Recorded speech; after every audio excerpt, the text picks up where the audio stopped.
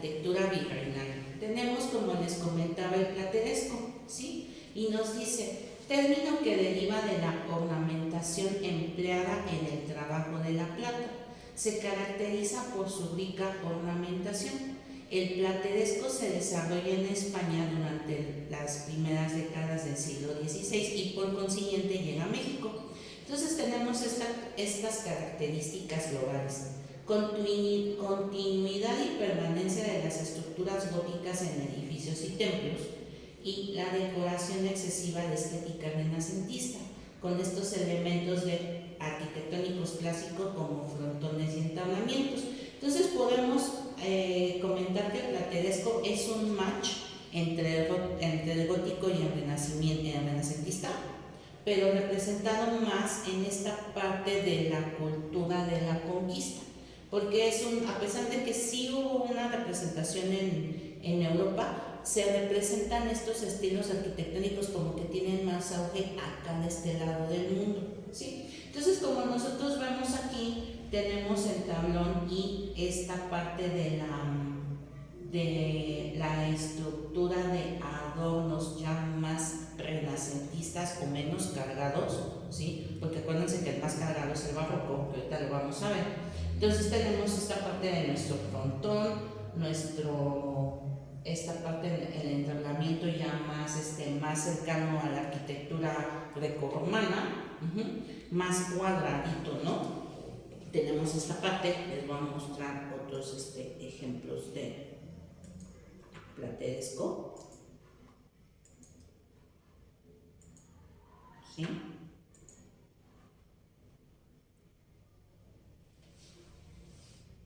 Porque se da exactamente, pues aparte de darse en la arquitectura, también se da en la música y en la literatura, ¿sí? Entonces nosotros tenemos lo siguiente. Se los voy a pasar, ¿sí? Por ejemplo, este ejemplo es muy parecido al gótico, pero ya como que un poquito menos cargado, ¿saben? Y todavía tenemos vestigios de elementos clásicos, y aquí tenemos esta parte de las columnas grecorromanas. Esta es, me parece, por el adorno de aquí arriba, porque no se va muy nítida la foto, es una columna jónica. Entonces empiezan a retomar esa parte, todavía tenemos arrastrando, y lo vamos a arrastrar hasta los 1800, y todavía un poquito más esta parte de los elementos de Grecia y Roma, que son retomados en el Renacimiento, y nada más nos vamos transformando o los vamos incluyendo más lo que se va ejecutando, ¿sí? Y luego tenemos, jóvenes, el manierismo, que su principal característica son estos trucos visuales y elementos inesperados que desafiaron las normas impuestas por el Renacimiento. En el Renacimiento nosotros empezamos a tener esta parte de renovación, y se hacen como unos estatutos de diseño, que hay que llevar simetría y armonía y demás. Entonces aquí en el manierismo nos empiezan a tener esta parte de que tengan imágenes más sobresalientes, ¿saben? O sea, como romper un poco con lo que estaba prescrito, pero no por ello tener que, ¿cómo se llama? Que están más planos, sino que tenían más relieve esa arquitectura. Entonces, ahora déjenme ver acá, porque precisamente vamos a retomar un poquito el plateresco, como les dije, el Renacimiento, y es esta parte de, miren, vienen el frontón clásico y las columnas. Entonces es esta parte en el plateresco. Y este rosetón, que era muy representativo de la arquitectura gótica, este tipo de ventana o elemento arquitectónico, ¿sí? Entonces, pues tenemos los escudos, pináculos y fachadas, y las adornaban como si fuera orfebrería. ¿Por qué hubo más destacamiento de este tipo de arquitectura en México?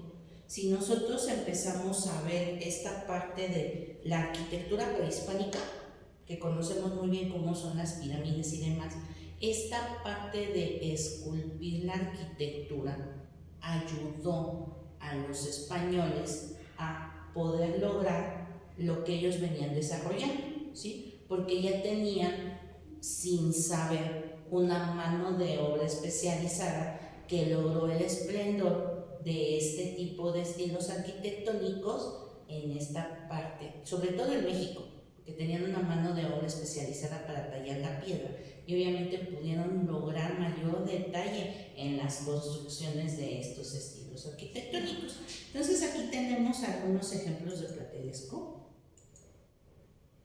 en donde tenemos aquí esta fachada, que es la Casa Montejo en Mérida. Voy a regresar. Se ven, es muy estilo clásico, sus columnas romanas, su frontón, sus adornos, sus escudos. A lo mejor no tienen rosetón, pero tenemos esta ventana aquí, ¿sí? Tenemos esta mitad de la Catedral Metropolitana. ¿Por qué? Esta mitad de la catedral pertenece al plateresco, y la otra mitad, a donde está el sagrario, que es esta fachadita café, ya es barroco, porque como se tardaron tanto tiempo en construirla por la majestuosidad que querían tener, hubo un cambio de estilo arquitectónico por los años que pasó. Obviamente pues eran otros tiempos, ojalá hubiera quedado en un solo estilo arquitectónico, pero bueno, eran situaciones diferentes a lo que pasó, como tenemos ejemplo de la Catedral de Antonio Gaudí en Barcelona, de la Sagrada Familia, que tiene ahí construyéndose como 120 años, si no más no la terminan, pero están respetando el estilo gótico. Pero bueno, nuestra cultura, nuestro avance tecnológico es diferente al que había en aquellos tiempos. Entonces, por eso tenemos este caso en específico de la Catedral Metropolitana, que tenemos plateresco de este lado, y del otro lado, que está pegado a Templo Mayor, es barroco. ¿Sí? Y tenemos esta, que es la Catedral de Puebla. Es que esta se parece mucho en orientación, ubicación a la de Morelia, pero esta es la de Puebla. Entonces tenemos estos ejemplos que podemos buscar las imágenes para verlas a mayor detalle, porque luego cuando las pegamos, las proyectamos, se pierde esta parte, jóvenes. De todas formas, esta presentación se las voy a subir como documento didáctico. Y luego tenemos el manierismo, jóvenes, que era el que estábamos abordando. Y nos dice que de un prisma central, que es la figura principal, toma un cuarto de esta figura. Está tipo de arquitectura manierista hecha a proporción, ¿sí? Tenemos un elemento de proporción para desarrollar nuestra edificación. Entonces nos dice que tenemos de un prisma, que podría ser un cuadrado o un rectángulo, las demás figuras es un cuarto del tamaño de las demás. Entonces aquí nosotros tenemos, o sea, empieza a lograr proporciones el manierismo, como ya se nos había comentado, y el mayor representante del manierismo es Andrea Payard. Entonces nosotros empezamos a descubrir que tenemos estas partes de la proporción en la arquitectura, y aquí tenemos un ejemplo de ello que tenemos.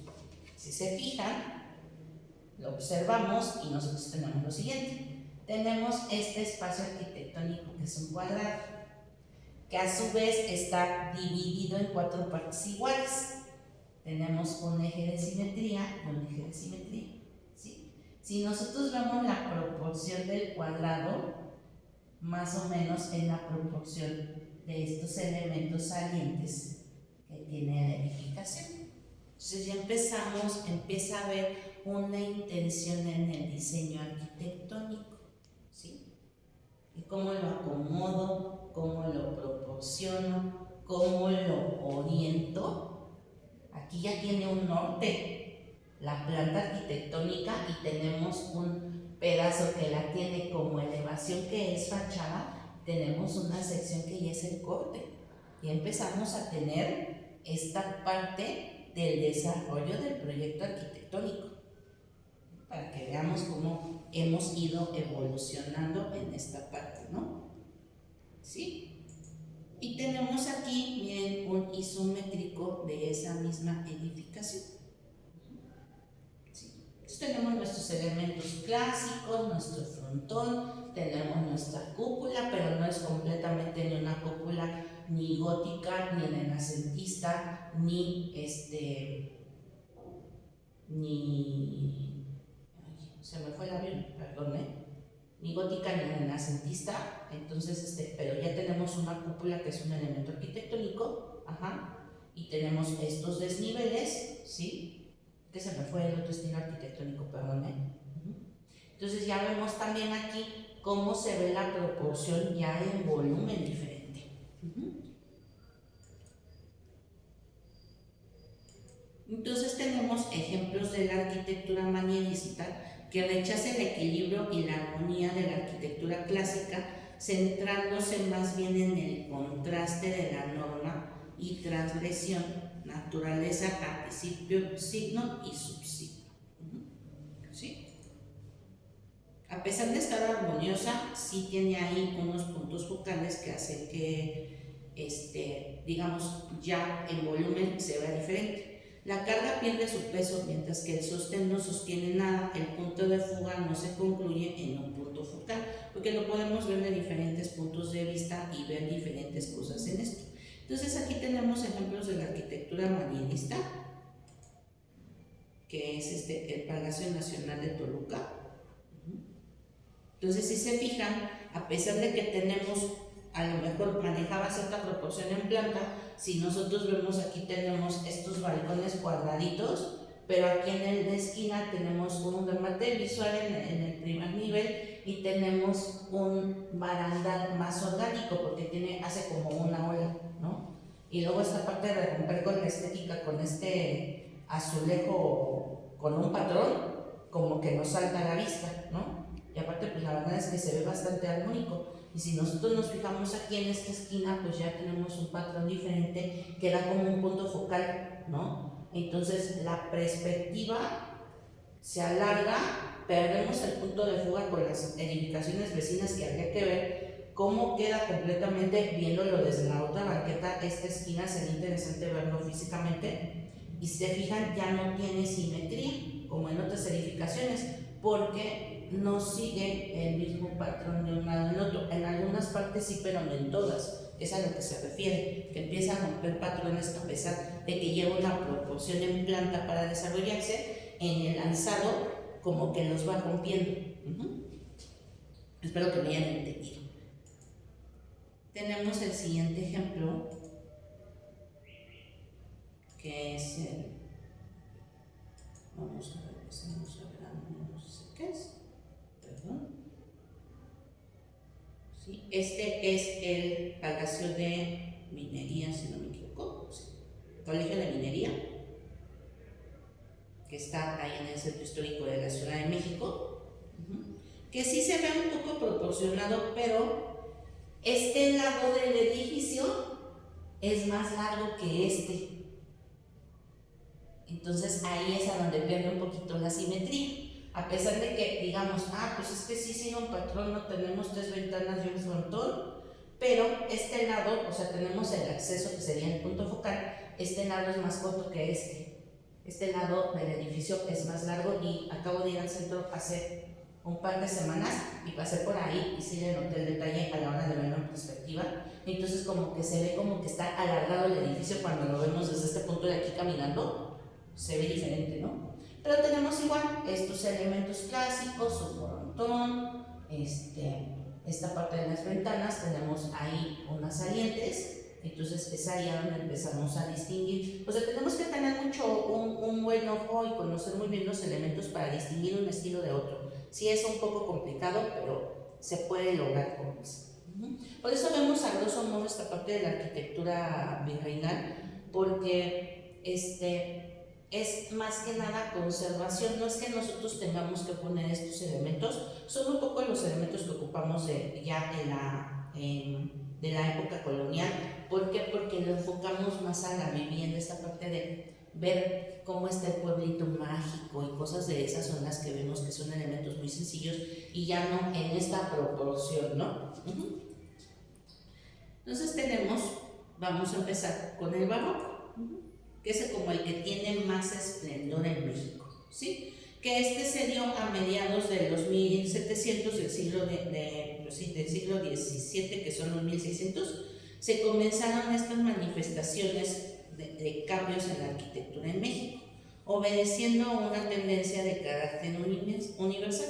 Se produjo en tensión entre los arquitectos conservadores y los de vanguardia de la época, ¿sí?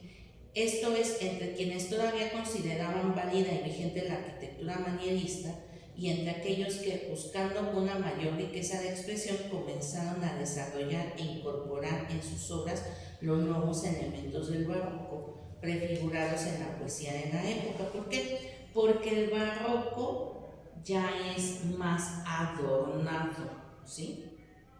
Empiezan a querer romper, bueno, sí, el manierismo y está aquí, lo adornamos tantito y al Renacimiento, no sé qué, pues como que nos hace falta expresión, ¿no? Entonces empieza a ver esta parte de querer adornar, ¿no? Y ahorita vamos a ver su evolución, ¿sí? Entonces tenemos lo siguiente: grandes volutas o aletas que sirven para ligar y unir armoniosamente dos puntos situados a diferente altura, se colocan en las fachadas de iglesias y también resuelven la relación entre la base amplia de una construcción y la cúpula más estrecha, dándole a un edificio un perfil unitario y contrarrestando el empuje de la cúpula. O sea, tenemos las torres que le restan importancia a la cúpula, ya no es el punto focal como en el caso del gótico, en algunas partes es el punto focal la cúpula.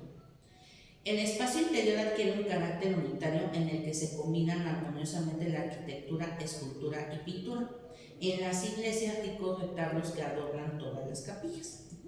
Entonces empezamos a tener esta parte de que está más recargado y tenemos esta parte, vean, la capilla de Rosario, ¿sí? Que a lo mejor no está tan barroca, pero ya es barroco, pero ya tenemos un poquito más cargado el adorno y luego con esta parte del contraste de colores pues se nota más, que ya tenemos más elementos escultóricos en nuestra fachada, que es lo que quería llegar el barroco. Tenemos la iglesia de Ococlán. Si ya la vemos, ya se ve un poquito más cargada en el manierismo. Las columnas ya las tenemos adornadas escultóricamente, ¿sí? O sea, empiezan a ponerle más elementos entre sí. Y si se fijan, a comparación de la que vimos anterior a esta, se ve más cargada visualmente, ¿no? Porque aparte, la que vimos manierista, que trae ese recubrimiento blanco con rojo, no se ve tan cargada como esta. O sea, como que visualmente nos pesa. Y el churrigueresco ni se diga, ahorita lo vamos a ver. Y tenemos la Catedral de Tasco. Vean nada más el nivel de adorno y de detalle que tienen las torres de la catedral, ¿sí?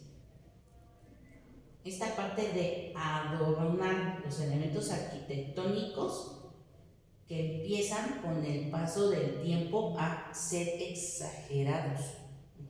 Por eso el barroco es muy pesado, ¿sí? Que este es el templo de Santa Prisca en Tasco. Entonces, voy a regresar a mi otra presentación. Y tenemos a esta parte, resumen del barroco. Es un movimiento arquitectónico que nace en Europa, viene para la Nueva España, y aquí, pues obviamente, pues tiene su desarrollo un poquito más desarrollado por esta parte que les decía de la mano de obra. Entonces tenemos tres etapas: el barroco sobrio, donde es una reproducción del barroco español, donde tenemos la conservación de los órdenes arquitectónicos clásicos, pero alterando las proporciones de las columnas. ¿Por qué? Porque las empiezan a hacer un poco más grandes. Dejan de utilizar los entablamientos, los soportes se convierten en algo exclusivamente decorativos y multiplican las formas de los frontones, las puertas y las ventanas y los nichos. Entonces esta parte del diseño que tiene uno lo replican en todos los demás. Después tenemos el siguiente, que es el barroco rico, que se distingue porque ya tiene un poco más de adorno con las columnas salomónicas, con ya trabajos de yesería en el interior de los templos. O sea, ya empieza a haber escultura al interior, no solo en la fachada. Tienen un ornamento más rico y cargado, siguiendo las pautas de la creatividad y la fantasía de los diseñadores. Y aparecen los elementos de herrería o el hierro forjado en las ventanas de los edificios, en los ventanales, en algunos ventanales, pero sobre todo en los balcones, porque tenían esta parte de lo que es el cancel de madera, pero tenían su balconcito ya de hierro forjado. Luego tenemos el barroco exuberante, que su característica principal es cubrir cada espacio y área de las construcciones, principalmente de los edificios, con relieves de argamasa, yeso, color y oro, o lo que sea posible, en un intento de derroche de lujo, creatividad y fantasía. Y un ejemplo de este barroco exuberante son los retablos de la antigua catedral del Museo del Virreinato en Tepoztlán, que es la única que sigue teniendo hoja de oro colocada en los retablos. Es muy impresionante ir. Los invito a que, si no conocen el interior de la catedral, de la antigua catedral en el Museo del Virreinato en Tepoztlán, se den una vuelta. La verdad es una muy buena experiencia. O sea, es cargada, es impresionante, sentimos que nos come, pero es uno de los mejores ejemplos de la arquitectura barroca en México. Y luego tenemos como último, tenemos el siguiente estilo arquitectónico, que es el churrigueresco, que es notable temblor o un horror al vacío. ¿Por qué? Porque si en el exuberante nos decía que tenía que estar adornado en su mayoría, aquí no debe de haber ningún espacio en blanco sin adornar, sin una escultura, sin un relieve, sin un algo. O sea, es así de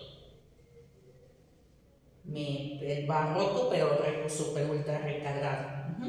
Entonces aquí es una mezcla de estilos españoles con la necesidad de simbolismo y significado de la antigua vida prehispánica. Las características del churrigueresco son las siguientes: el rechazo de la lógica del arte clásico, a pesar de que tiene elementos del arte clásico, porque aquí podemos ver las columnas, pero vean lo más que adornadas están, ¿sí? En vez de tener las estrías, están esculpidas.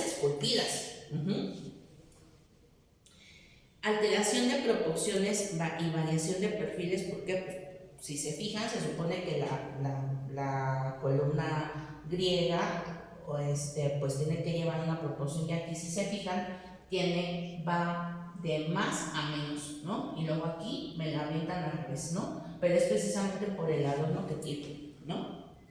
Aquí igual está invertida en esta imagen que tenemos aquí.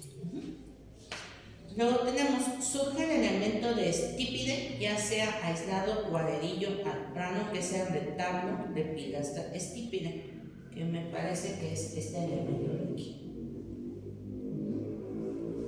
Y luego tenemos adornos como pirámides y prismas truncados para epítetos, medallones, guirnaldas y ramos. O sea, está todo combinado. Aquí tenemos los ramos de hojas, los medallones, y van combinados en todo para que esté adornado. O sea, sí está complicado y cansado de ver, ¿no?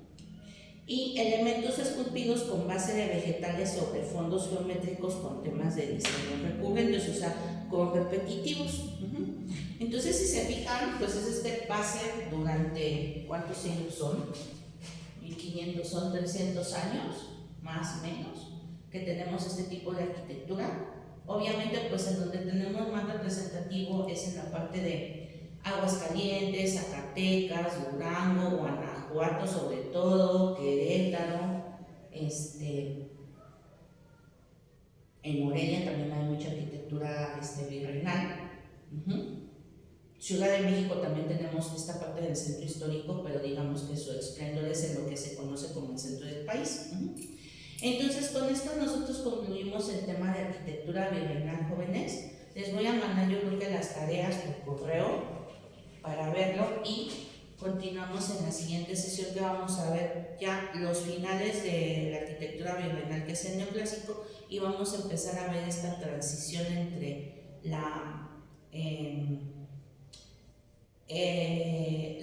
todo lo posterior a la independencia de México, que es el neoclásico, para la llegada del porfiriato, que es muy interesante conocer esta parte del desarrollo urbano que se dio en esas épocas, para abarcar un poco más arquitectura moderna, que es de 1900, y contemporánea, que es de 1990 a la actualidad, ¿ok? Bueno, pues sería todo por la clase del día de hoy. Muchas gracias por su